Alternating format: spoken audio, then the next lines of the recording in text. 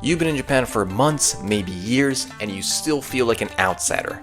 You work hard, you're polite, and you try to fit in. But something's missing. Today I'm going to talk about where this disconnected feeling comes from for people who are living or working in Japan, and how to actually fix that, how to actually start feeling like feeling connected to society in Japan. My name is Sean, and I was born and raised in Japan. And I help foreigners working here finally understand Japanese culture so that they're able to fit in. By the end of this video, I promise you that you're gonna walk away with the 3 common mistakes that people make that I see so many times in Japan that make them distant from people, and how to actually fix that. Alright guys, let's get started. So first, let's break it down to situations, alright? There are 3 common examples / situations where you feel like an outsider. And the first one is the silent office. Alright, so you're walking into an office, a lot of other coworkers or people are chatting in Japanese. It could be like at school as well, anywhere in Japan. When you sit down, it just goes quiet. Right? You say something like "Ohayou gozaimasu." This is very polite, but the conversation doesn't restart there. And in these situations, you kind of feel like an outsider, right? So in this case, you're saying hello to the people, they're chatting, but the moment you sit down, the conversation doesn't restart. You still feel like an outsider. Another reason a lot of people complain is that they're being left out after work invitations, or like it could be like after school, after events. All right, so your team goes out for drinks or lunch, but you're not invited, right? Not because they hate you, but because they're not sure how comfortable you are with Japanese style communication. So I've seen this so many times with my friends as well, including my dad too, man. Like my father worked in Japan. He came to Japan in the 1980s, and he's been working here his whole life. So I've seen it happen with him too. They feel like they're within the community already, but they're not invited to anything. So like in most cases, they still feel like an outsider, right? How do we fix this? Right? I have another example for you. Maybe you've been into meetings where you don't speak, right? In meetings, Japanese coworkers tend to speak really fast, and you're usually hesitating to join because you're not sure when to speak, right? And also, other people in the room, in the meeting, kind of assume that you're not interested, or you're not going to speak anyway, and then as a result, you don't build any trust. So I just want to talk about how we can fix this. All right, the first one's going to be big. Your Japanese sounds too perfect or too formal. A lot of foreigners learn polite textbook Japanese, but that just doesn't help. It sounds a little too cold or distant in casual situations. So even if it's at work, in casual work situations, "Shouchi shimashita" all the time sounds too stiff, and it creates distance. Instead of saying "Shouchi shimashita" or which means "I understand," just say "Wakarimashita." That's fine. You can be a little casual. You don't need to be too buttoned up and stiff at work. I actually had a friend in college who came to me saying that, he was a friend, but he was also a college professor. My family immigrated from the US to Japan, and he was an American professor too. So that's kind of how it works. So he would always come to me and be like, "Dude, no one invites me. Does everybody just hate me?"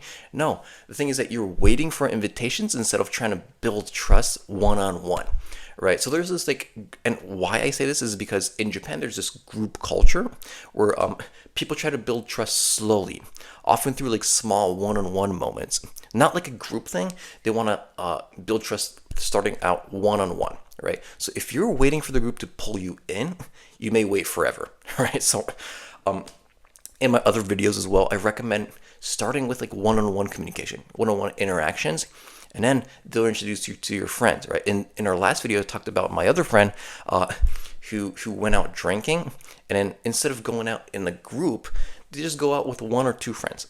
And then by being wasted and just drunk in general, they crash at their friend's place, right? That's how they kind of learn how Japanese people live, their lifestyle, how nice they are.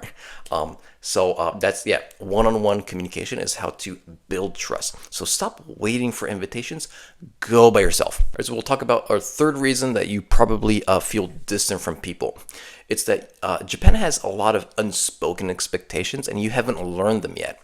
So it's about when to speak, when to nod and show agreement, how to show that you're part of the team, right? If you miss these, you stay kind of stuck as the outsider, even if your Japanese is good. So guys, I've seen this in a lot in Japan. You learn Japanese and your Japanese is great. Their Japanese is great, but you haven't learned the culture aspect. So even if you speak perfect Japanese, if you don't know these rules, like being indirect, being calm, not confronting everything. If you don't learn these, they're not going to consider you as a friend. All right, so this may be another reason that they're distant and you don't feel connected to a lot of people here. So in order to actually fix these problems, I want to introduce to you 3 steps that I usually tell my friends, and it works. All right, so the first thing being, change how you speak at work, right?